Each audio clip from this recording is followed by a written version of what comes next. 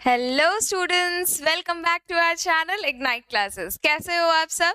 I hope आप सब ठीक हो गए। अब हम लोग यहाँ पर लेकर आए हैं आपके लिए PYQ क्वेश्चंस, जो कि एक शॉर्ट में पूरा का पूरा चैप्टर कंप्लीट करेंगे।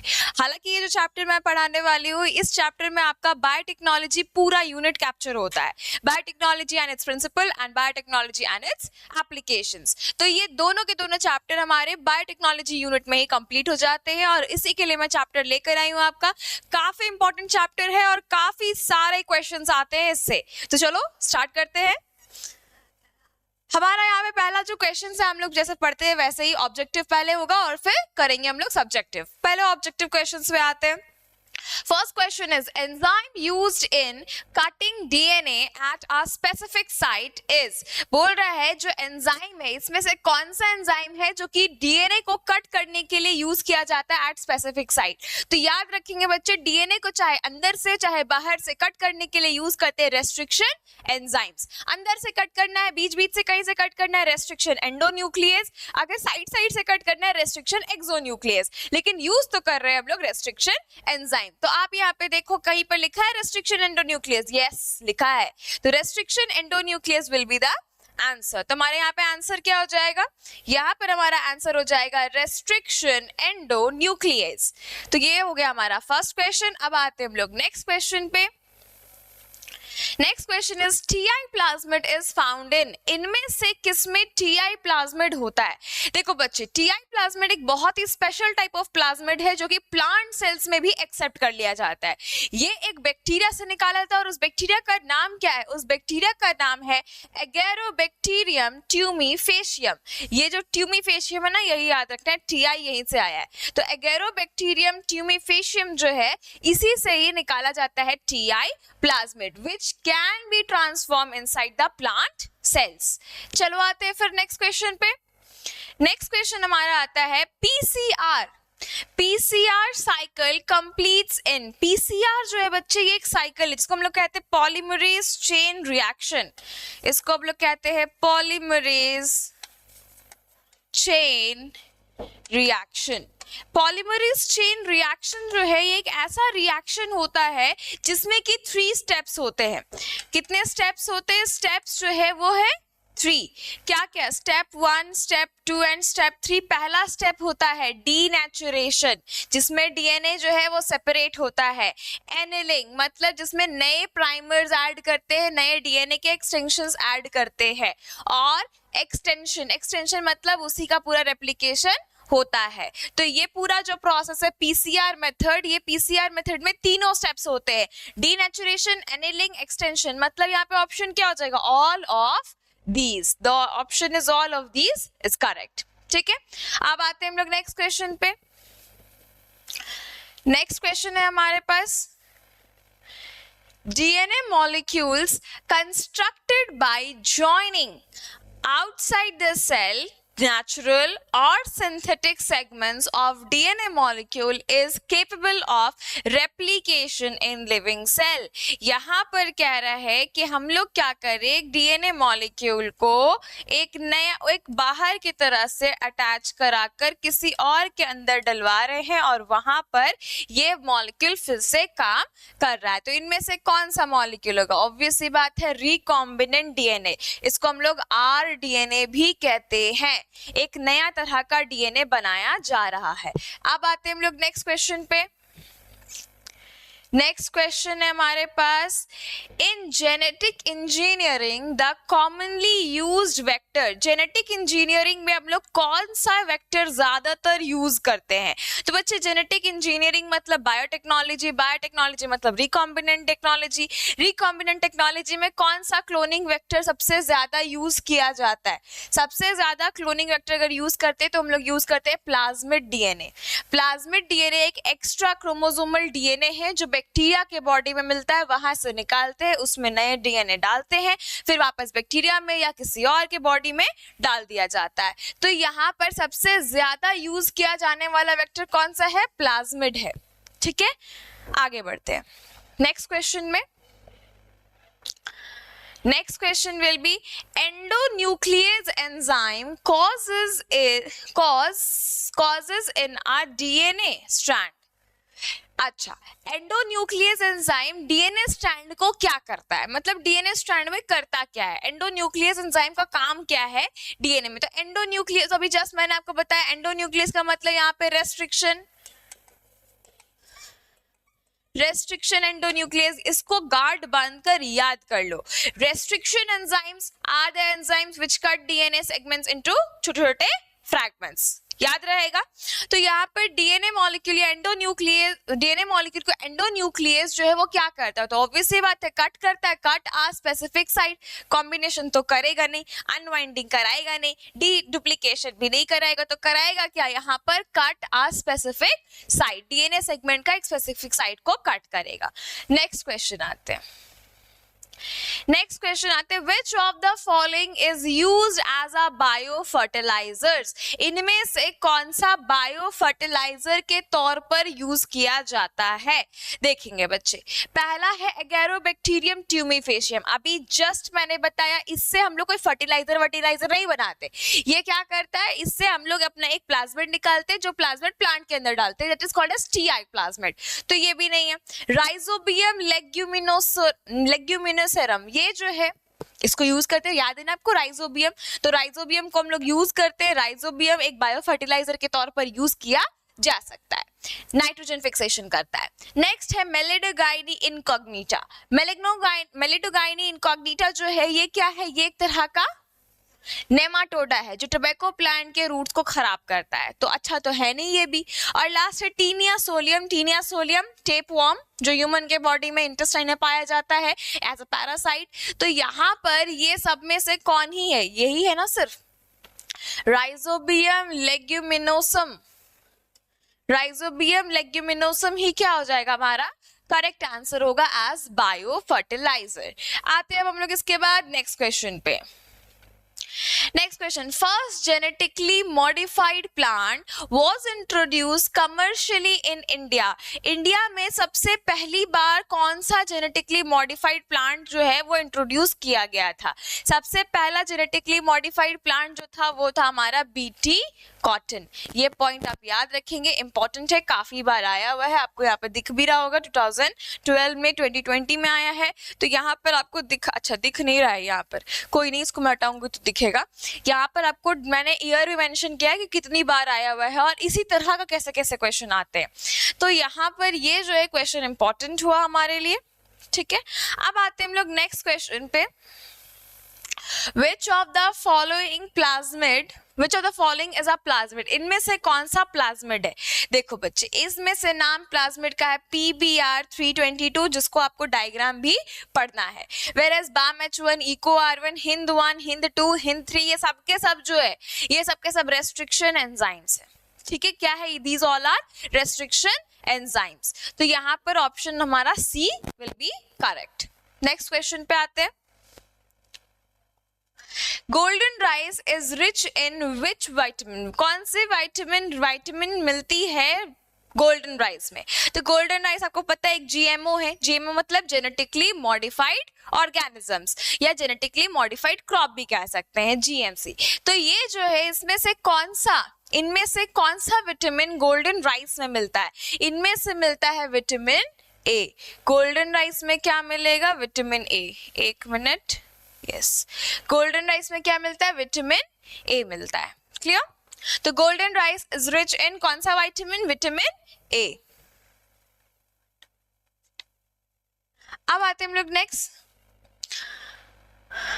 What was clinical gene therapy first use for, इनमें से किस डिजीज के लिए क्लिनिकल जीन थेरेपी यूज की गई थी, जीन थेरेपी सबसे पहली बार यूज की गई थी एक 4 years ओल्ड चाइल्ड के लिए और उसको हुआ था SCID, severe combined immuno deficiency, जिसमें कि एक ADA नाम का जीन गायब हो गया था उसके WBC से, जिसके वजह से WBC सही से इम्यून रेस्पॉन्स नहीं दे पाते थे, तो यहाँ पर ऑप्शन कौन सा सही हो जाएगा, यहाँ पर ऑप्शन हमारा सही होगा SCID, option A will be correct, SCID, ओहो SCID will be correct. Next question आते हैं हम लोग, The rule made to regulate our action in the biological world are called. इनमें से कौन सा रूल जो है वो ह्यूमन एक्शन को कंट्रोल करने के लिए, ज़्यादा ह्यूमन एक्सप्लॉइट ना कर दे, इसको कंट्रोल करने के लिए कौन सा रूल बनाया गया है? इसके लिए रूल बनाया गया है बच्चे बायो एथिक्स का। लिखा है कहीं पर bio ethics? Yes, bio ethic rules जो है ये वैसे रूल्स होते हैं, ये क्यों नहीं चल रहा? हाँ, बायो एथिक्स जो है ये वैसे रूल्स होते हैं जिसमें कि ये बताया जाता है कि each and every organism on earth has its own importance, own existence, और it can not be, it should not be manipulated by humans. तो ह्यूमन इनको मैनिपुलेट ना करे, इनको खराब ना करे, ओवर एक्सप्लॉइट ना करे, तो इसके लिए एक रूल बनाया गया बायो एथिक्स। इसीलिए आप कहीं पर भी डिसेक्शन नहीं कर सकते। डिसेक्शन करने के लिए आपको प्रॉपर लीगल परमिशन लेनी पड़ती है, और किसी भी ऑर्गेनिज्म का डिसेक्शन नहीं कर सकते हो, ठीक है? इनवर्टिब्रेट्स का थोड़ा बहुत कर भी सकते हैं, वर्टिब्रेट्स में मैमल्स का तो बड़ा ही दिक्कत है, रैट छोड़कर तो और किसी का डिसेक्शन होता नहीं है, मोस्टली कह रही हूँ, ठीक है? तो एक्सपेरिमेंट्स में अगर यूज करना है तो बायोएथिक्स यूज करके, बायोएथिक्स का रूल्स पढ़कर उसके बाद परमिशन लेकर ही काम की जा सकती है। तो ये हम लोग देख रहे हैं यहाँ पर। नेक्स्ट क्वेश्चन आता है हमारा इसके बाद। नेक्स्ट क्वेश्चन है, name the molecule known as scissors of genetic engineering। Genetic engineering के scissors किसको कहा जाता है? तो याद रखो बच्चे, जेनेटिक इंजीनियरिंग के scissors किसको कहेंगे? Answer will be restriction enzymes। restriction enzymes are known as molecular scissor. Molecular scissor मतलब ऐसे सिजर जो कि मॉलिक्यूल जैसे हैं और डीएनए को कट करते हैं। तो restriction enzyme will be called as scissors और will be known as scissors in genetic engineering. Next question आते हैं अब हम लोग। Which of the following is not a restriction enzyme? इसमें से कौन सा रेस्ट्रिक्शन एंजाइम नहीं है? पेक्टिनेज रेस्ट्रिक्शन एंजाइम नहीं है। आंसर क्या हो जाएगा बच्चे? आंसर जहां पर भी EcoR1, BAM-H1, CLAV1, HIN3 ऐसा नाम दिखे इसका मतलब वो रेस्ट्रिक्शन एंजाइम है। इसलिए बोल रहा है कौन सा इन दोनों में से नहीं है, तो पेक्टिनेज नहीं है, पेक्टिनेज एंजाइम नहीं है। क्लियर है? आगे बढ़ते हैं हम लोग। अब हमारे पास आता है सब्जेक्टिव क्वेश्चंस। सब्जेक्टिव क्वेश्चंस कितने कितने मार्क्स के? देखो 2, 3 और 5 मार्क्स के।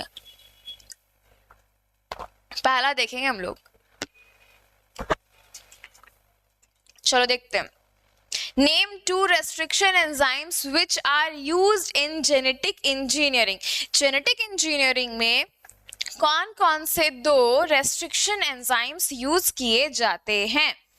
आंसर क्या होगा आप सभी को पता, भी इतना सारा हम लोग देख रहे थे ना, बहुत सारे एग्जाम्पल्स मिले थे। तो आप यहाँ पे भरपूर एग्जाम्पल, 2 एग्जाम्पल बोला, मैं बहुत सारे एग्जाम्पल लिख दे रही हूँ, इसमें से कोई भी 2 सिलेक्ट कर लेना। जैसे कि पहले तो आप लिखेंगे द 2 रेस्ट्रिक्शन एंजाइम्स, प्रॉपर तरीके से लिखेंगे, enzymes which are used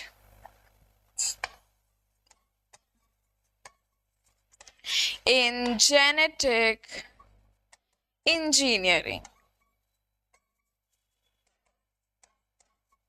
genetic engineering में कौन से 2 एंजाइम्स यूज किए जाते हैं? आप दे दो यहाँ पर BAM, H1, CLAV1, HIND1 और HIND3, HIND2, जो मन है वो। ये इतने सारे ऑप्शंस आपको दे रही हूँ, ठीक है? बहुत सारे ऑप्शंस, इसमें से जो मन है वो 2 आप लिख लो। और क्या हो सकता है?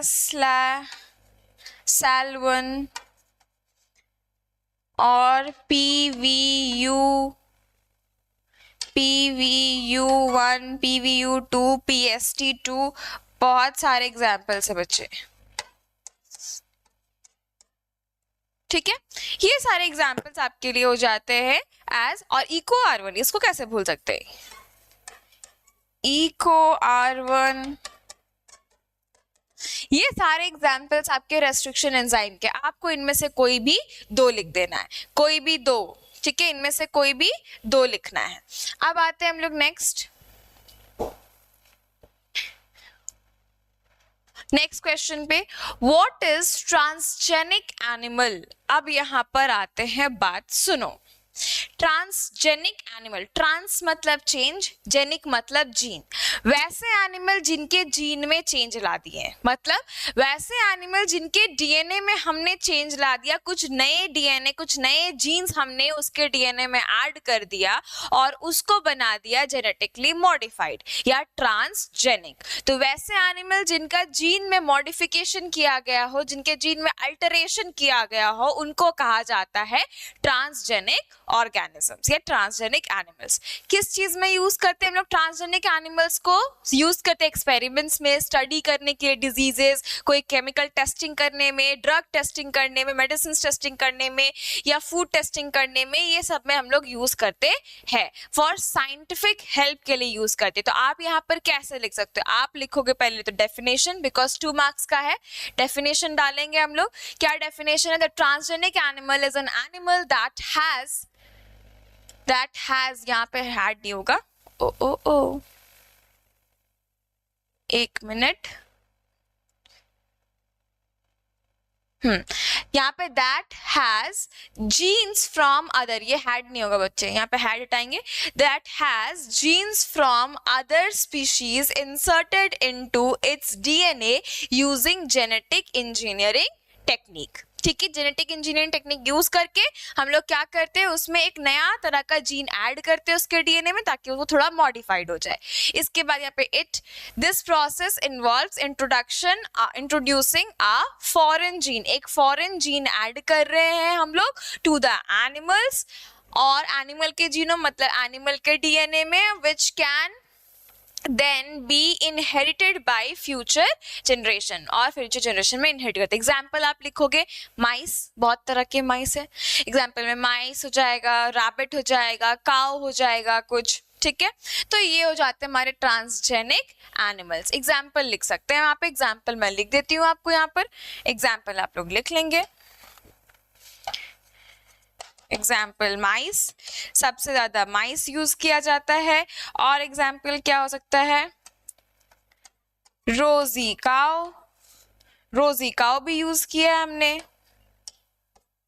है ना, रोजी काउ बनाया है।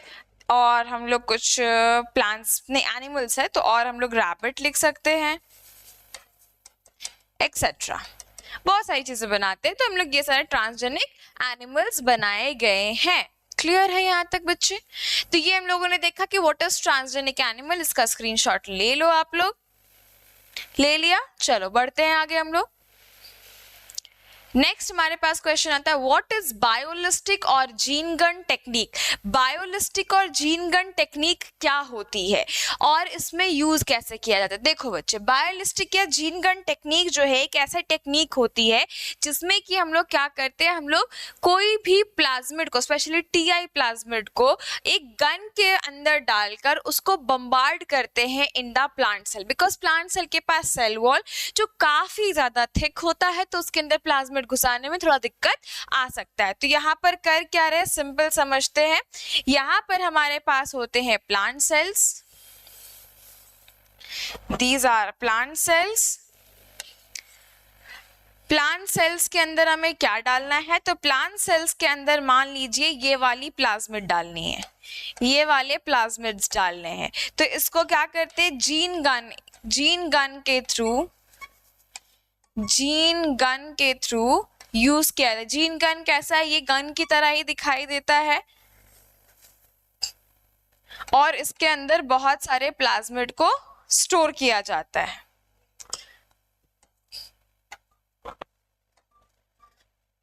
और इसके अंदर क्या किया जाता है, यही सारे प्लाज्मिड को अंदर स्टोर करते हैं और इसको बहुत ही तेजी से प्लांट के ऊपर बम्बार्ड किया जाता है। ये आप देखो प्लांट है, प्लांट के लीफ वगैरह के ऊपर बम्बार्ड किया जाता है। मान लो मैं ये लीफ दिखा रही हूँ, इसके लीफ के ऊपर एकदम क्लोजली बम्बार्ड किया जाता है ताकि ये जो भी प्लाज्मिड्स है ना वो रिकॉम्बिनेंट डीएनए जो है आरडीएनए वो इसके अंदर एंटर कर जाए। तो ये होता है हमारे पास जीन गन। अब इसको लिखेंगे कैसे, तो हेडिंग डालेंगे हम लोग जीन गन।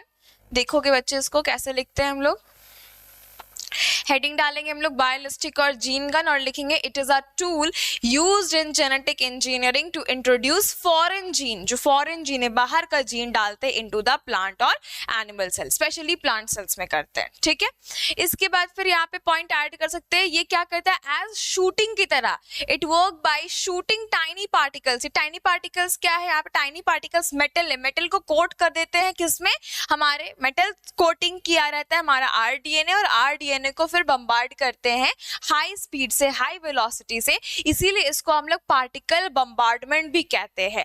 पार्टिकल बम्बार्डमेंट ये भी टेक्निक का दूसरा नाम है, मतलब बायोलिस्टिक, जीन गन और पार्टिकल बम्बार्डमेंट। तो ये सारे के सारे पॉइंट्स आप यहाँ पर लिखोगे। ठीक है, यहाँ पर क्लियर है। आगे बढ़ते हैं हम लोग नेक्स्ट क्वेश्चन पे।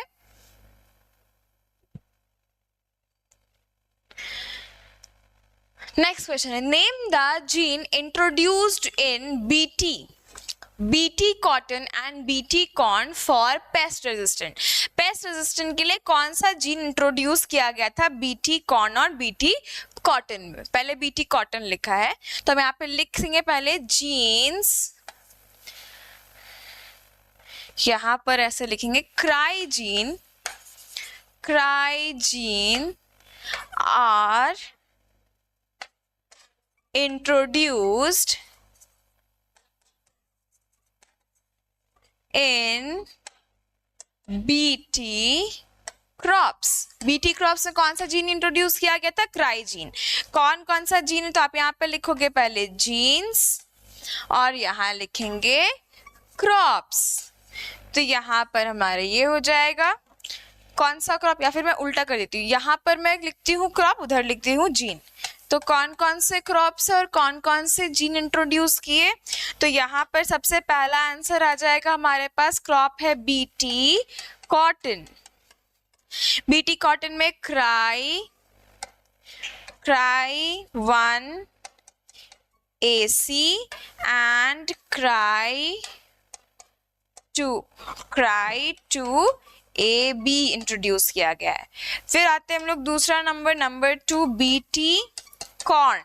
बीटी कॉर्न में क्या इंट्रोड्यूस किया गया, तो इसमें यूज किया है क्राई 1 AB, बस यही इंट्रोड्यूस किया है, स्मॉल b। ठीक है, बस ये इंट्रोड्यूस किया है। तो ये आपको जीन का आंसर, ये दोनों लिखोगे तो ये आंसर मिलेगा, सिर्फ क्राई जीन लिखोगे तो आंसर आपका प्रॉपर सही नहीं होगा। ठीक है, तो ये हमारे पास फुल आंसर हो गया। आगे बढ़ते हैं इसके बाद नेक्स्ट क्वेश्चन पे। Give structure of plasmid PBr 322। PBr 322 का यहाँ पर स्ट्रक्चर पूछ रहा है, काफी आसान है, सिंपल सा स्ट्रक्चर है। पहले तो आप यहाँ पर लिखेंगे आंसर लिखने के बाद हेडिंग डालेंगे PBr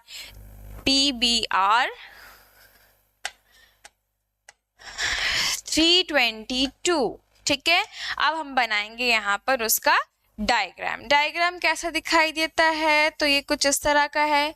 plasmid always double stranded है ना, और क्या होगा उसके बाद हम यहाँ पे शेड करेंगे इसके रीजन्स को, यहाँ से यहाँ का रीजन एम्पीसिलीन रेजिस्टेंट जीन है,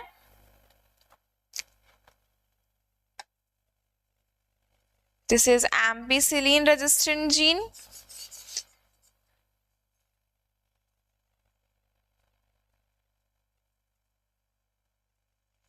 और यहाँ पर है बच्चे टेट्रामाइसिन रेजिस्टेंट जीन।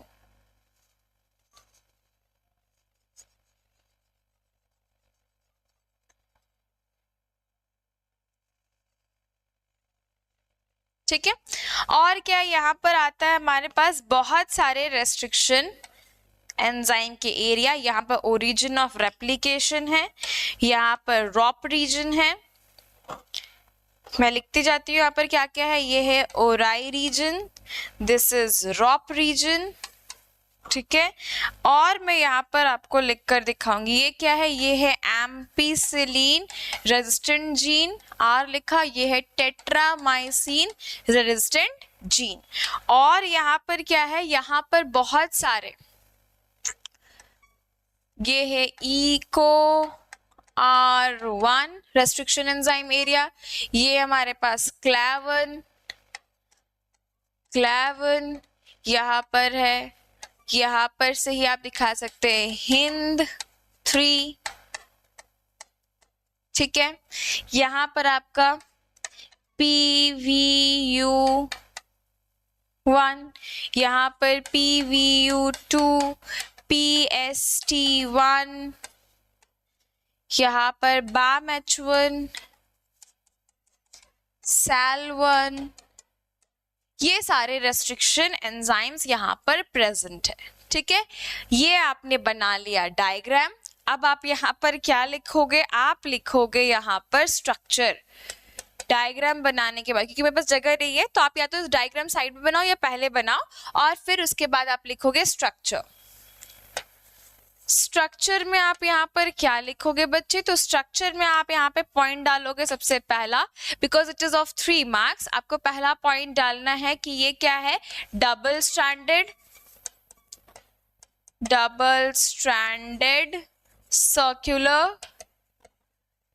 सर्कुलर डीएनए है, डबल स्ट्रैंडेड है और सर्कुलर डीएनए है।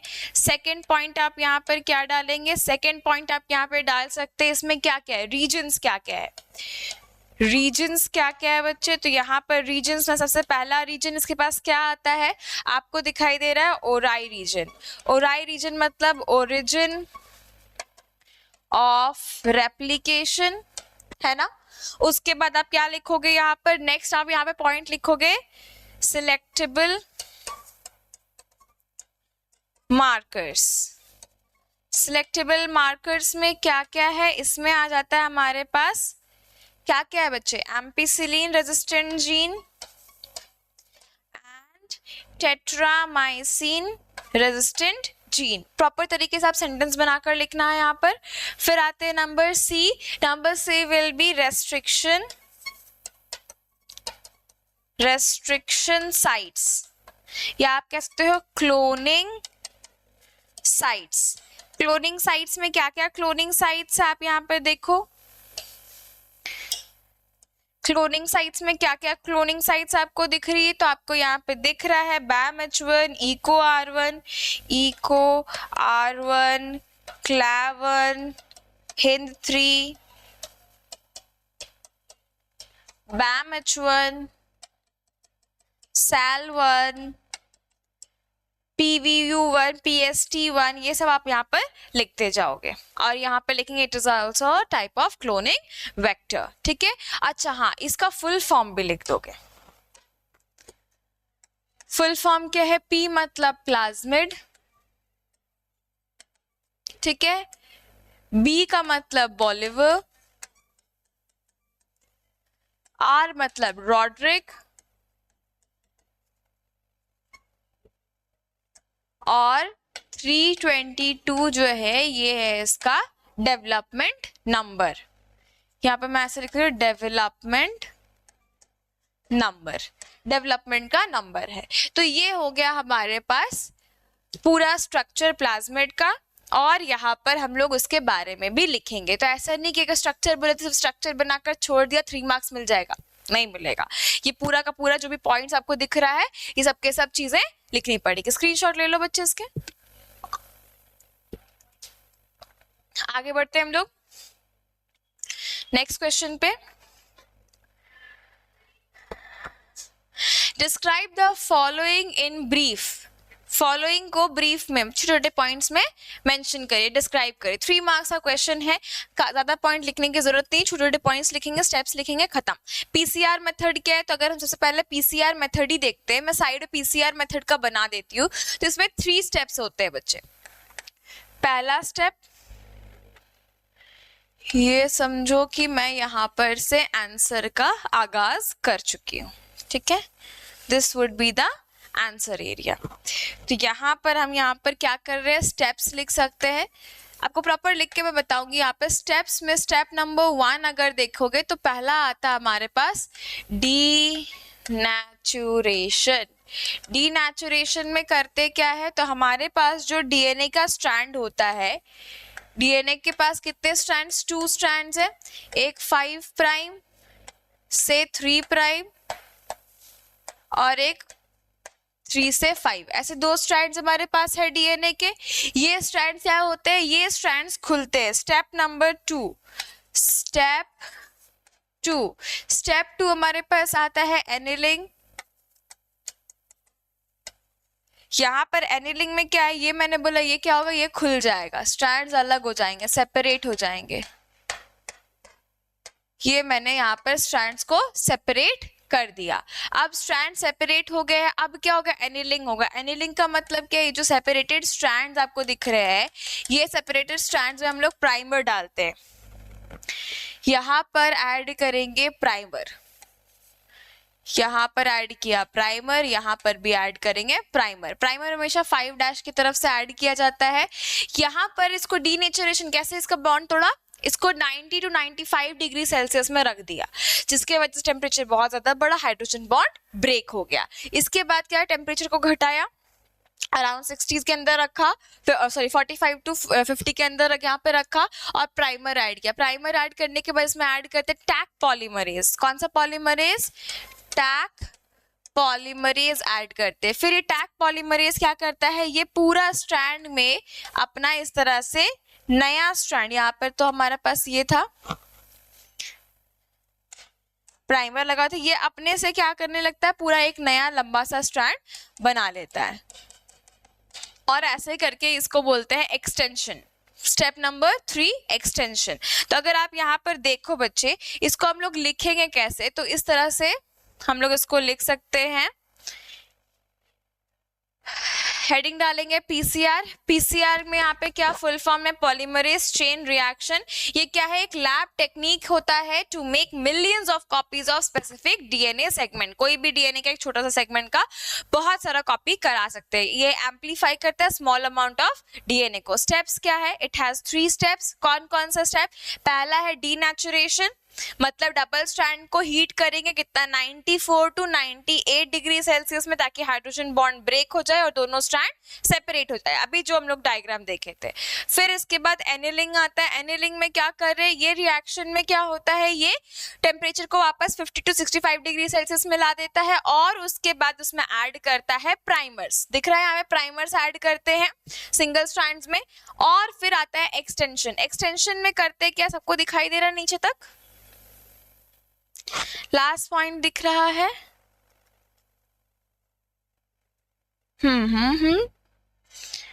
ठीक है, तो यहाँ पर हम लोग देखेंगे, अगर डीनेचुरेशन में एक पॉइंट कट गया आपका, यहाँ पर कोई नहीं, मैं बता दूंगी अभी आपको।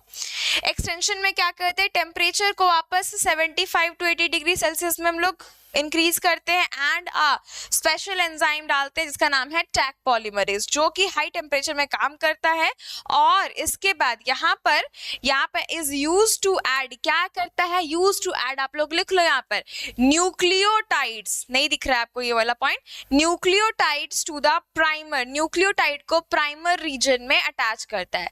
अच्छा, मैं इसको दिखा सकती हूँ, ये ऊपर नहीं जाएगा। तो ये न्यूक्लियोटाइड्स को प्राइमर के पास अटैच करता है और डीएनए का नया स्ट्रैंड बनाता है। यही होता है पीसीआर मेथड। ठीक है, ये हम लोग पीसीआर मेथड के लिए लिखेंगे। दूसरा रेस्ट्रिक्शन एंजाइम।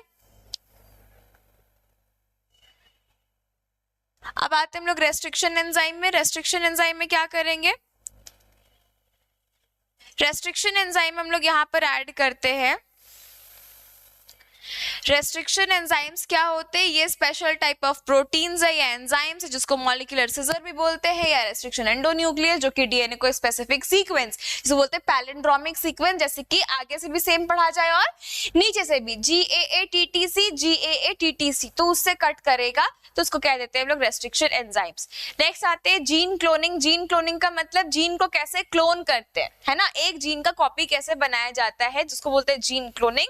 तो यहाँ पर ये एक प्रोसेस है जिसमें कि आइडेंटिकल कॉपीज बनाई जाती है एक छोटे से जीन की, एक छोटे से डीएनए के पीस की। ये यहाँ पर हम लोग कैसे करते हैं, यहाँ पर ये जो है ये ऑर्गेनिज्म से उसका डीएनए निकालते हैं, उसके बाद फिर उसको निकाल कर उसका जीन कॉपी करते हैं, पीसीआर मेथड यूज करके ही कॉपी किया जाता है, और उसको हम लोग डाल देते हैं ऑर्गेनिज्म के अंदर ताकि वो क्लोन्स बना सके, बहुत सारी कॉपीज बना सके। ठीक है, ये हो गया हमारे पास आंसर। अब आते हैं next, what is genetic engineering, how is it beneficial. देखो बच्चे ये क्वेश्चन बहुत बार आया हुआ है, ठीक है, बहुत बार, अराउंड जैक 2019 में, 2022 में, 2024 में भी आया। ये वाला आपको दिख नहीं रहा ना नीचे वाला, कोई नहीं, मैं थोड़ा सा एडजस्ट करवा दूंगी इसको, ठीक है। तो ये जो है ये जेनेटिक इंजीनियरिंग जो है ये होता क्या है, ये बेनिफिशियल कैसे है। तो जेनेटिक इंजीनियरिंग एक ऐसा टेक्निक है जिसमें हम लोग किसी भी ऑर्गेनिज्म के जीन को मॉडिफाई कर देते हैं, उसके जीन को ऐड या फिर उसके जीन से निकाल सकते हैं। कोई जीन को एक्स्ट्रा जीन है तो हटा देंगे, कुछ डिजीज वाला जीन उसको लगा देंगे, तो यहाँ पर इसको हटा के लगा के अल्टरेशन इन जीन कर रहे हैं, ठीक है, जीन में चेंज ला रहे हैं ताकि वो ऑर्गेनिज्म और भी ज्यादा डेवलप हो पाए। ठीक, तो देखते हैं कैसे करते हैं हम लोग इसके लिए। तो यहाँ पे लिखा है आपका जेनेटिक इंजीनियरिंग एक ऐसा प्रोसेस जिसमें कि अल्टरेशन ऑफ ऑर्गेनिजम्स का डीएनए को अल्टर कर रहे हैं, मॉडिफाई कर रहे हैं, और उससे हम लोग अपना डिजायर कैरेक्टर दे पाते हैं। इससे हम लोग कोई भी तरह का प्रोटीन्स निकाल सकते हैं। बेनिफिट यहाँ पे क्या क्या, पहला है एग्रीकल्चर में बेनिफिट है। एग्रीकल्चर में हम लोग क्या करते हैं, इंक्रीज कर सकते हैं क्रॉप का यील्ड, जैसे कि हाइब्रिड सीड्स जो आता है वो बहुत सारे हाइब्रिड सीड्स आपके साथ में सेम डीएनए होता है ताकि वो बहुत ज्यादा सेम टाइप ऑफ प्रोडक्शन करे, डिजीज फ्री हो। नेक्स्ट आते हैं हम लोग मेडिसिन में यूज कर सकते हैं। दूसरा है आप लोग इन्वायरमेंट में यूज कर सकते हैं, इंडस्ट्रीज में यूज कर सकते हैं। माइक्रो ऑर्गेनिज्म से हम लोग कोई भी पॉल्यूटेंट्स को क्लीन करवा सकते हैं, जैसे कि हम लोग करवाते भी है। और आता है लास्ट इन रिसर्च, रिसर्च में यूज करते हैं, जैसे कि माउस को यूज करते हैं ना रिसर्च में, तो ये रिसर्च में यूज किया जाता है। ये आपका आंसर है, स्क्रीनशॉट ले लेंगे, आगे बढ़ेंगे हम लोग इसके बाद। What is gene therapy? Illustrate it giving the example of ADA deficiency. Gene therapy क्या होती है और ADA जीन क्या है ये समझते हैं। इसमें आप पहले ये डायग्राम में स्ट्रक्चर बनाओगे, हेडिंग डालोगे जीन थेरेपी, यहाँ पे एग्जाम्पल लिखेंगे, example ADA deficiency, ADA deficiency under bracket SCID अगर हो गया है तो क्या करते, तो हम लोग पेशेंट का WBCs निकालते हैं। पेशेंट का क्या निकाला गया है, WBCs को निकाल लिया है उसके ब्लड से। ये हम लिख सकते हैं दिस इज पेशेंट, WBCs निकाल लिया हमने। अब क्या करेंगे, इसके अंदर हम लोग क्या करते हैं, ADA जीन, क्योंकि इसके अंदर है नहीं तो इसके डीएनए के अंदर ADA जीन डालेंगे। तो यहाँ पर हम लोग क्या करते हैं, इसमें ऐड कर देते हैं ADA जीन। लेकिन ADA जीन को कैसे ऐड करेंगे, ADA जीन को पहले हमें एक रेट्रोवायरस के अंदर डालना, रेट्रोवायरस के RNA के अंदर डालना पड़ेगा, या आप कह सकते हो रेट्रोवायरस के डीएनए के अंदर डालना पड़ेगा। तो हम यहाँ पे रेट्रोवायरस ले या चाहे क्लोनिंग वेक्टर ले, इसके अंदर डालना पड़ेगा। तो ये मैं ले लेती हूँ, उसको बोल देती हूँ ये क्या है, क्लोनिंग वेक्टर। क्लोनिंग वेक्टर के अंदर हम लोगों ने डाल दिया, डालकर इसको इंसर्ट कर देते हैं इनसाइड, इसको इंसर्ट कर दिया, फिर मैं ऐसे करके दिखा सकती हूँ आपको। इसको हम लोग क्या बना दिए, ये हो गया हमारे पास क्लोनिंग वेक्टर, और उसमें अटैच है हमारा ADA जीन। और अब इस वाले डीएनए को हम लोग किसके अंदर इंट्रोड्यूस करा रहे हैं, ये जो हमारे पास rDNA बना, दिस ये rDNA जो हमारे पास बना, इस rDNA को इंसर्ट करवा रहे हैं inside the WBCs of patient. और जैसे ये पेशेंट के अंदर डालते हैं उसके अंदर ये जीन है नहीं और ये जीन को हम लोग डलवा दे रहे हैं आर्टिफिशियली, तो ये जीन को डलवाने से क्या होगा, उसके पेशेंट के WBC के अंदर वो घुस गया। अब वो WBC नॉर्मल हो जाएंगे, लेकिन ये 3 महीने तक के लिए ही इफेक्टिव रहेगा, उसके बाद फिर वो वापस से ऐसे ही सेम प्रोसेस करना पड़ेगा। तो ये एग्जाम्पल हमारा ADA जीन का। तो जीन थेरेपी में हम करते क्या है, कोई भी जीन ऐड या सब्सट्रैक्ट कर सकते हैं जो भी डिजीज वाला है। अगर डिजीज वाला जीन है तो उसको हटा सकते हैं, अगर वो जीन है ही नहीं, डेफिशिएंसी है, कमी है उस जीन की, तो हम बाहर से वो जीन उसके अंदर डलवा सकते हैं। तो ये हो जाएगा आपका आंसर। ये जीन थेरेपी क्या है, ये एक मेडिकल ट्रीटमेंट है जिसमें कि हम लोग क्या करते हैं, चेंजिंग ऑफ जीन करते हैं inside a person's cell to treat और प्रिवेंट डिजीज। यहाँ पर गोल क्या है, जीन थेरेपी करके हम लोग करेक्ट कर रहे हैं या फिर रिप्लेस कर रहे हैं फॉल्टी जीन्स को, ताकि उनको क्या हो सके, उनको जो भी डिजीज कॉज कर रहा है वो डिजीज ना हो सके, नॉर्मल फंक्शन करे। एग्जाम्पल आपको दे दिया मैंने, ADA जीन डेफिशिएंसी। ADA का फुल फॉर्म यहाँ पे क्या है, एडिनोसिन डाइएमिनेज डेफिशिएंसी। अब इसी से हम लोग यहाँ पर क्या करते हैं, ये ADA डेफिशिएंसी जो है, ये ADA डेफिशिएंसी यही आपको लिखा है कि एक जेनेटिक डिसऑर्डर जिसमें ADA जीन WBCs में नहीं होता है, जिसके वजह से इम्यून सिस्टम में प्रॉब्लम आती है। आप अंडरलाइन करना जरूर बच्चे, क्योंकि ये अंडरलाइन करोगे तो आंसर आपका अच्छा दिखाई देगा। तो ये हो गया हमारा आंसर। आप इसका एक स्क्रीनशॉट ले लेंगे, आगे बढ़ेंगे हम लोग।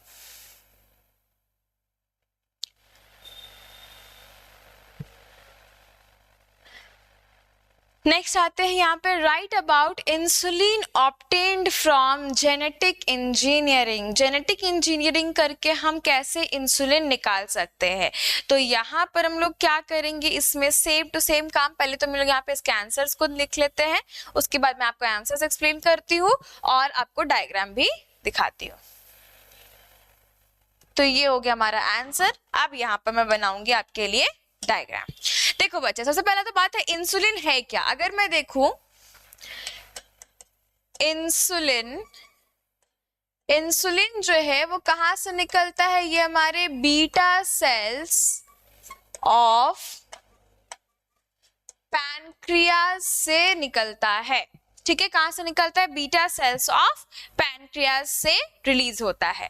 इसके बाद ये इंसुलिन जो है, इसका स्ट्रक्चर कैसे, तो ये जो इंसुलिन पहले जो निकलता है, ये निकलता है प्रो इंसुलिन कैसा दिखाई देता है, ये देखेंगे। प्रो इंसुलिन में यहाँ पर 3 चेन होता है, एक है पेप्टाइड A चेन, एक है पेप्टाइड B चेन और एक होता है पेप्टाइड C चेन। ठीक है, तो यहाँ पर और A और B जो है उनके बीच में डाइसल्फाइड बॉन्ड होता है, 2 सल्फर का बॉन्ड होता है। दिख रहा है आपको ये क्या है हमारे पास, this is A, this is B and this is C। ये क्या है, दिस इज प्रो इंसुलिन। ये प्रो इंसुलिन का स्ट्रक्चर है।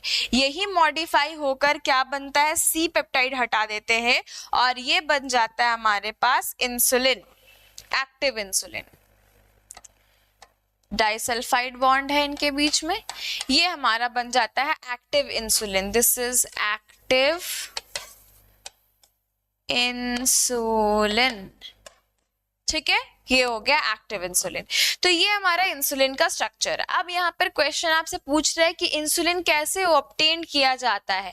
तो इंसुलिन जो है ये क्या है, एक सिंथेटिक फॉर्म ऑफ इंसुलिन जो है कि हम लोग बनाते हैं जेनेटिक इंजीनियरिंग से टू ट्रीट डायबिटीज। इसमें करते क्या, ह्यूमन का जो इंसुलिन जीन है उसको आइसोलेट करते हैं, निकालते हैं और उसको इंसर्ट किया जाता है, आइसोलेट किया और फिर इंसर्ट करते हैं इनटू बैक्टीरिया में, एग्जाम्पल ई कोलाई बैक्टीरिया में, और उसके प्लाज्मिड में इंसर्ट करके छोड़ देते हैं। ये बैक्टीरिया को वहां पर हम लोग कल्चर करते हैं और वहां से फिर ये जो ह्यूमन इंसुलिन निकाल रहा है उसको प्यूरिफाई करके वहां से निकाल कर ट्रीटमेंट में यूज कर रहे हैं। बेनिफिट्स क्या है, कॉस्ट इफेक्टिव है, सेफ है, एनिमल डेराइवेटिव है, मतलब जैसे एनिमल से अगर जो याद करो पिग से निकाला जाता था पहले, तो पिग वाला इंसुलिन तो खराब है ना। क्यों खराब है, बिकॉज उसमें बहुत सारे बैक्टीरियाज हो सकते हैं, बहुत सारे इन्फेक्शंस हो सकते हैं, हो सकता है वो मैच भी ना करे। तो ये तो ह्यूमन का इंसुलिन निकल रहा है, बैक्टीरिया को मार दे रहे, प्यूरिफाई वगैरह कर ले रहे हैं, तो ये कॉस्ट इफेक्टिव है और सेफ है, आइडेंटिकल टू ह्यूमन, ह्यूमन के जैसा ही है, लार्ज स्केल में प्रोडक्शन किया जा सकता है और ये जो है काफी आसान तरीका है, हम लोग इसको यूज कर सकते हैं इन ह्यूमन बॉडी। तो ये हो जाता है हमारा इंसुलिन जो ऑब्टेन करते हैं हम लोग जेनेटिक इंजीनियरिंग से। इसके साथ साथ ये तो आप लोग स्क्रीनशॉट करेंगे, इसके साथ ये लेंगे स्क्रीनशॉट, ठीक है। इसके साथ साथ हम लोग यहाँ पर एक और चीज ऐड कर सकते हैं कि ये फंक्शन कैसे करते हैं, कैसे काम करते हैं। तो यहाँ पर आप देखो, आप चाहो तो आप यहाँ पर क्या दिखा सकते हो बच्चे, प्रोसेस भी दिखा सकते हो।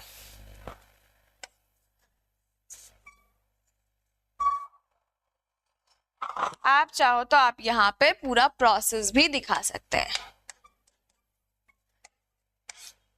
प्रोसेस क्या होगा, सबसे पहला हम लोगों को क्या निकालना है, हमें निकालना है इंसुलिन का जीन फ्रॉम ह्यूमन डीएनए। ये है इंसुलिन जीन, ह्यूमन के डीएनए से इंसुलिन जीन निकाला। इसके बाद इसको इंसर्ट करेंगे एक क्लोनिंग वेक्टर में, मतलब प्लाज्मिड में, एक क्लोनिंग वेक्टर में हम लोग इसको इंट्रोड्यूस करते हैं। ये कर दिया हमने इंट्रोड्यूस। ये हमारा क्या है, ये हमारा क्लोनिंग वेक्टर। क्लोनिंग वेक्टर में डालते हैं तो ये क्या बन जाता है, ये कुछ इस तरह का स्ट्रक्चर बनता है प्लाज्मिड, जिसको हम यहाँ पे आरडीएनए भी कह सकते हैं। ये बन गया, दिस इज आरडीएनए। फिर इस आरडीएनए को हम लोग कहाँ इंसर्ट कर रहे हैं, इसको हम लोगों ने इंसर्ट कर दिया inside the bacteria cell. Bacteria के सेल के अंदर इंसर्ट कर देंगे। तो यहाँ पर इसको इंसर्ट करेंगे बैक्टीरिया सेल के अंदर, कुछ इस तरह से दिखाई देगा हमें, ये है ना। और फिर इस बैक्टीरिया को हम लोग क्या करते हैं, इस बैक्टीरिया को कल्चर करते हैं, culture in bio reactor, bio reactor में कल्चर करते हैं। उसके बाद फिर प्यूरिफाई और फिर मार्केटिंग। यही हो गया प्रोसेस हमारा खत्म। तो आप चाहो तो आप प्रोसेस भी दिखा सकते हो। तो ये प्रोसेस हो जाता है हमारा जेनेटिक इंजीनियरिंग का। आगे बढ़ते हैं हम लोग नेक्स्ट क्वेश्चन पे। नेक्स्ट क्वेश्चन है हमारे 5 मार्क्स के लिए। ये देखो किस किस तरह से आया हुआ है। 3 क्वेश्चन आपको बनाकर दिखे, ये 3 तरह से आया हुआ है और बहुत बार आया, देख सकते हो आप, वहां पे लिखा है, दिख नहीं रहा है ना। ये 2010 में है, 12, 14, 17, 18, 2020, 2023 में भी आया है। तो ये जो 3 तरह के क्वेश्चन है, तीनों का आंसर सेम है। तीनों का आंसर सेम, तीनों का आंसर, ये आपका बायोटेक्नोलॉजी एंड प्रिंसिपल्स से आया है, तीनों का आंसर सेम रहेगा। क्या आंसर होगा बताओ। आंसर क्या है, क्वेश्चन पूछ रहा है what is genetic engineering, list various steps involve in genetic engineering technology. Next है what do you mean by recombinant DNA technique, list various steps involve in technology. इसके बाद what is recombinant DNA technology, how is recombinant DNA prepared by using restriction enzymes, describe brief in the with the help of वगैरह वगैरह diagram. ठीक है, सबका answer देखें। सबसे पहले हम लोग क्या करने वाले, हेडिंग डालने वाले हैं। अगर क्वेश्चन जेनेटिक इंजीनियरिंग के नाम से है तो जेनेटिक इंजीनियरिंग डालेंगे, रिकॉम्बिनेंट डीएनए के नाम से है तो रिकॉम्बिनेंट डीएनए डालेंगे, लेकिन है दोनों के दोनों सेम। ठीक है, देखते हैं।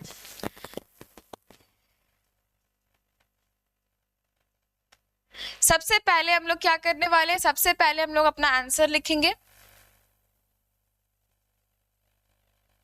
आंसर में हम लोग सबसे पहले क्या लिखते हैं, तो सबसे पहले आंसर में हम लोग लिखेंगे यहाँ पे, चलो जेनेटिक इंजीनियरिंग, यहाँ पे मैं लिख देती हूँ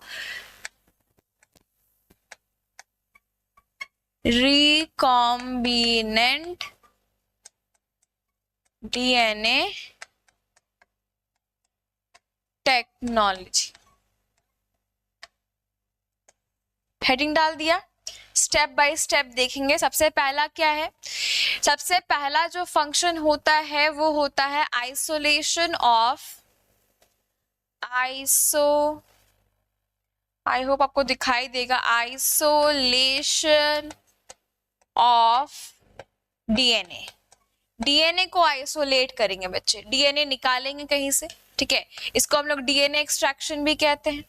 इसके बाद आइसोलेट करने के बाद ये जो डीएनए है इसको अब हम लोग यहाँ पर से निकाल दिया, निकालने के बाद इसको कट करवाएंगे। ये डीएनए को क्या कराएंगे, कटिंग कराएंगे। तो पहला स्टेप ये था, दूसरा स्टेप है cutting of DNA into fragments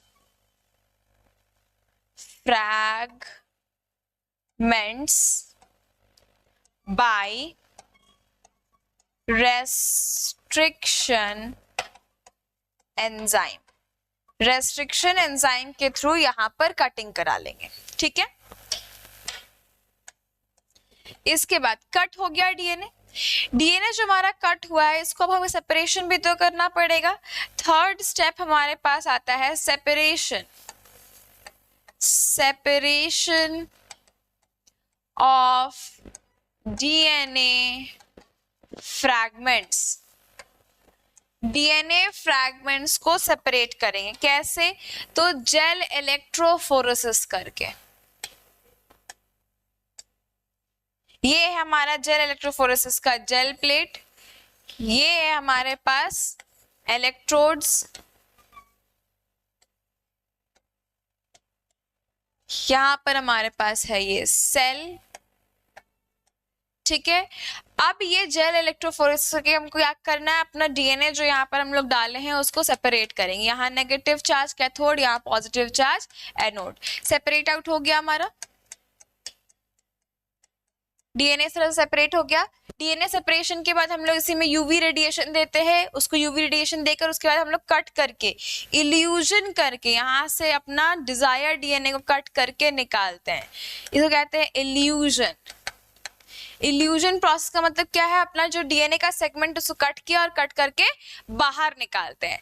बाहर जैसे हम लोग निकालेंगे, ये बाहर आया, अब ये जो डीएनए हमारे पास आया या जो जीन आया इसको अब हम क्या कह देते हैं, इसको कहते हैं हम लोग जीन ऑफ इंटरेस्ट। ये है हमारा जीन ऑफ इंटरेस्ट, या फिर इसको हम कहते हैं फॉरेन जीन, फॉरेन जीन, या फिर इसको हम लोग कह सकते हैं डिजायर्ड डीएनए। तीन नाम इसके लिए दिए गए हैं। जो मेरे मतलब का जीन था, जो डीएनए था, वहां सिलेक्ट किया, सिलेक्ट करके उसको बाहर निकाला, ये हमारा डिजायर्ड जीन या डिजायर्ड डीएनए है। अब ये डिजायर्ड जीन या डिजायर्ड डीएनए जो हम लोगों ने निकाला, इसको हम या तो कर सकते हैं एम्प्लीफिकेशन।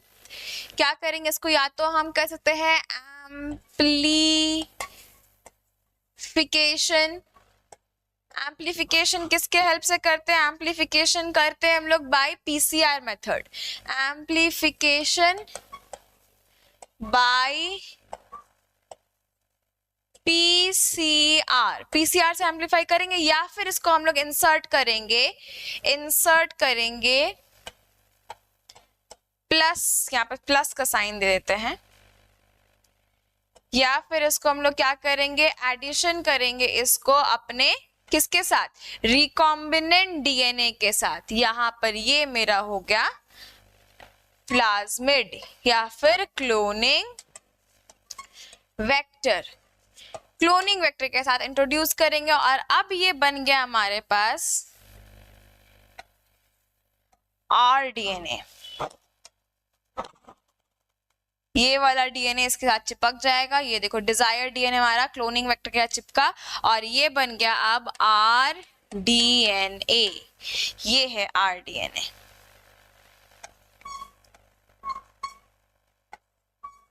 बन गया आरडीएनए।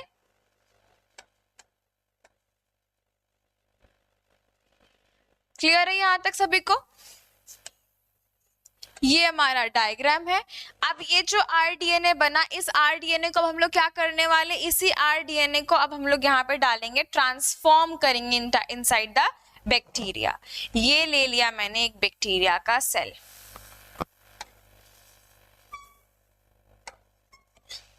इस बैक्टीरिया के सेल के अंदर हम लोग क्या कर रहे हैं, इस आरडीएनए को ट्रांसफॉर्म करने वाले हैं।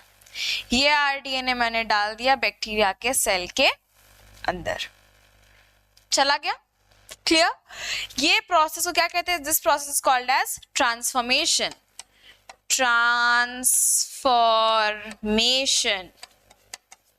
Of RDNA inside host cell।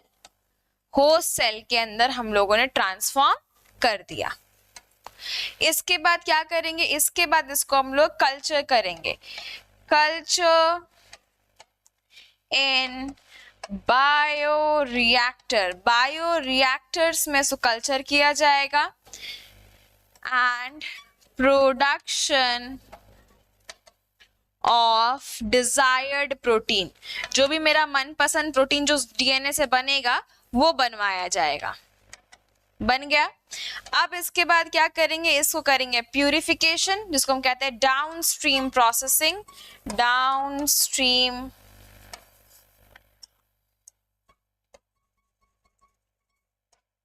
Downstream processing. Downstream processing का मतलब होता है प्यूरिफिकेशन, और प्यूरिफिकेशन करने के बाद अब हम लोग यहाँ पे क्या करते हैं? Packaging and marketing. Packaging and marketing. ये मेरा फुल स्टेप हो जाता है रिकॉम्बिनेंट डीएनए टेक्नोलॉजी का या जेनेटिक इंजीनियरिंग का। प्लीज आप इसका स्क्रीनशॉट ले लो, बिकॉज ये अभी हट जाएगा। ये हम लोग ले लेते हैं और इसके बाद आंसर्स को हम लोग देखते हैं कैसे लिखेंगे, because it is of 5 marks. Diagram बनाना जरूरी है। चलो ये हो गया। अब हम लोग आते हैं इसके आंसर्स में। Recombinant DNA technique is a method use for, ये हम लोग हेडिंग डाल दिए इसका डेफिनेशन। ये हो गया हमारे पास, it involves isolating and modifying specific gene. इसमें आता है स्टेप्स। क्या क्या स्टेप्स आ जाते हैं देखते हैं।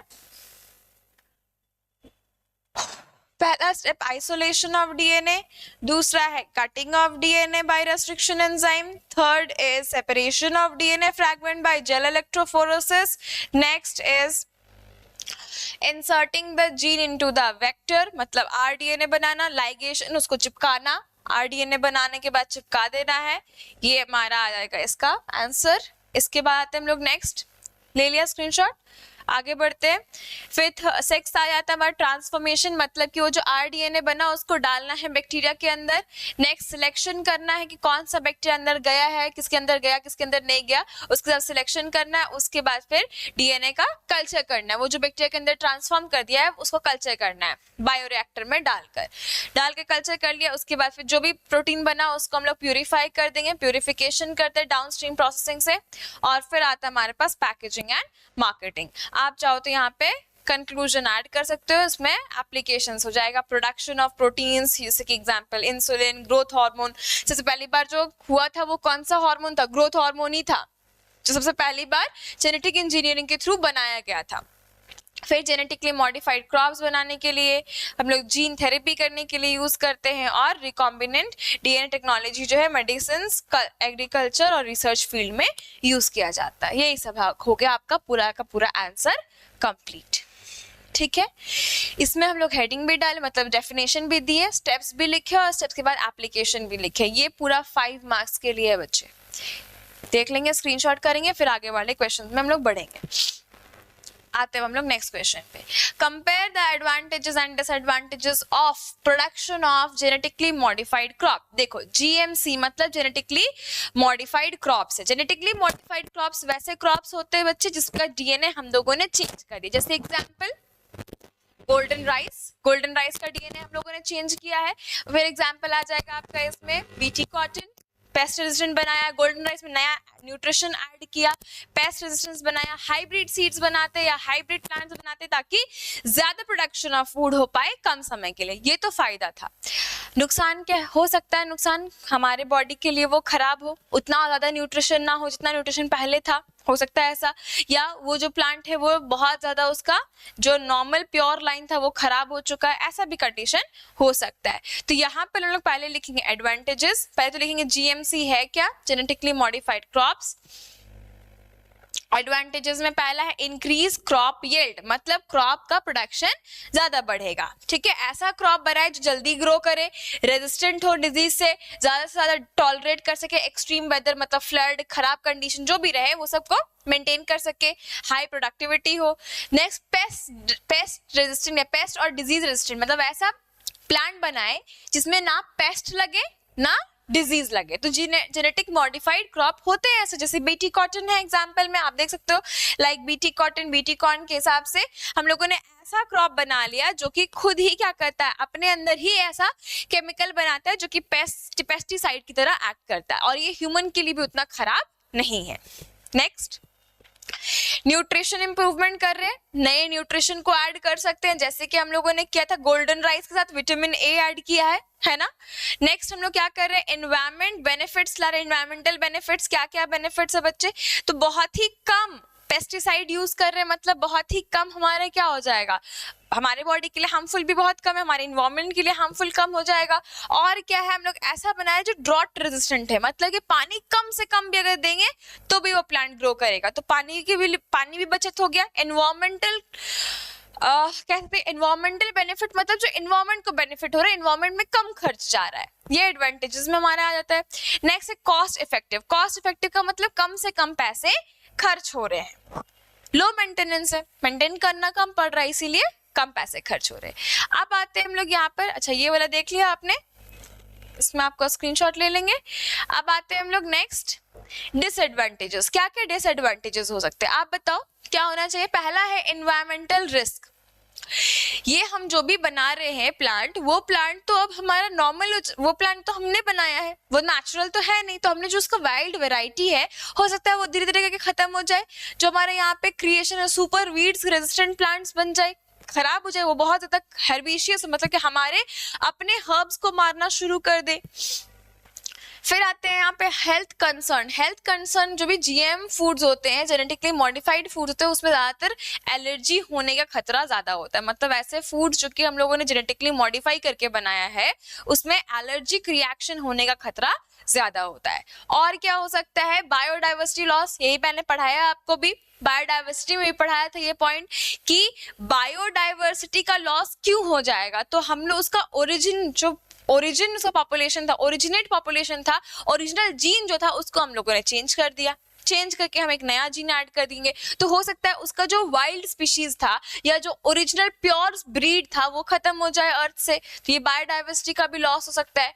नेक्स्ट आते हैं इकोनॉमिकल कंसर्न। इकोनॉमिकल कंसर्न मतलब कि इकोनॉमिक में भी हार्म पड़ सकते हैं, जैसे कि फार्मर्स को, जो भी सीड्स वगैरह हम लोग बना रहे हैं, बड़ी बड़ी कंपनी सीड्स बना रही है, तो हो सकता है फार्मर्स को यहाँ पर बहुत सारा पैसा जो है वो अपनी तरफ से लगाना पड़ जाए। तो ये जो है, ये सीड्स फार्मर डिपेंडेंट नहीं, यहाँ पे मेक्स फार्मर डिपेंडेंट नहीं होता, ये सीड्स जो है वो इंडस्ट्री बना रही है, फार्मर को उतनी मेहनत करने की जरूरत नहीं पड़ रही, तो पैसे अगर मेहनत नहीं करे तो लॉस भी तो जा रहा है ना उनका। ये हो गया हमारे पास। अब आते हैं लास्ट, एथिकल इशू। ये सबसे इंपॉर्टेंट इशू है। ये क्या है, ये एक बहुत ही मतलब बहुत ही ज्यादा बड़ा डिस्कशन है जो बता रहा है आपके मॉरल एथिक्स को। मॉरल एथिक्स में आपको यहाँ पे बोल रहा है कि moral implications and altering the genetic makeup. हम एक नॉर्मल ऑर्गेनिज्म जो अर्थ में प्रेजेंट है बच्चे, हम उसका जीन ही चेंज कर दे रहे हैं, तो ऑब्वियस सी बात है वो एक एथिकल इशू में आएगा, वो एथिक्स के खिलाफ होगा। कुछ जो नॉर्मल ऑर्गेनिज्म अर्थ में प्रेजेंट था, हम उसके जीन को चेंज करके, इतना अल्टरेशन करके हम लोगों ने उसको एकदम नया तरह का ऑर्गेनिज्म बना लिया, और अब उसका जो प्योर लाइन है वो प्योर लाइन को हम लोगों ने डिस्ट्रॉय कर दिया है। तो हर ऑर्गेनिज्म, क्योंकि एथिक्स, एथिकल इशू या बायो एथिक्स ये कहता है each and every organism in the earth has its own uniqueness और ओन इम्पोर्टेंस, तो हमने तो उसका अपना यूनिकनेस खराब कर दिया ना, हमने तो उसको सेम बना दिया। जैसे कि अभी एग्जांपल आप खुद ही समझो, जो हम लोग यहाँ पर खाते ऑरेंज, ऑरेंज नाम की कोई चीज मिलती नहीं थी, मतलब अर्थ में नेचुरली ऑरेंज होता ही नहीं है। अगर आप सरप्राइजिंगली देखो, orange is not a natural fruit, ये हमने बनाया है, हाइब्रिड फ्रूट है। Lemon is a natural fruit, lemon natural fruit था, लेकिन हमने जो ऑरेंज बनाया वो एग्जिस्ट ही नहीं करता था। तो हमने यहाँ पर क्या किया, हमने एक नया तरह का ऑर्गेनिज्म बना लिया जिसको हम लोग यूज कर रहे हैं अपने डेली लाइफ में। बट ये एक एथिकल इशू के अंदर आता है कि हम वहां पर ऑर्गेनिजम्स को क्या कर रहे हैं कि बहुत ज्यादा अल्टर करके, चेंज करके उसका अपना जो यूनिकनेस है, अपना जो पोटेंशियल कैपेबिलिटीज है उसको खराब कर दे रहे हैं। तो these questions are very important और यहाँ से बाहर का क्वेश्चन तो आने के चांसेस बिल्कुल भी नहीं है। आई होप आपको वीडियो समझ में आया होगा बिल्कुल अच्छे से। जैसे मैंने आपको आंसर लिख कर दिया, ये आंसर मैं लिख ही रही हूँ इसलिए ताकि आपको आंसर्स मिल पाए। तो बच्चे इसका टेंशन नहीं लेना है कि आंसर कैसे लिखेंगे, अच्छे से आंसर बनाना है, नोट्स बिल्कुल पढ़ते रहना है और हमारे साथ जुड़े रहना है ऐसे ही वीडियोस के लिए। तब तक के लिए मिलते हैं नेक्स्ट वीडियो में। Bye bye.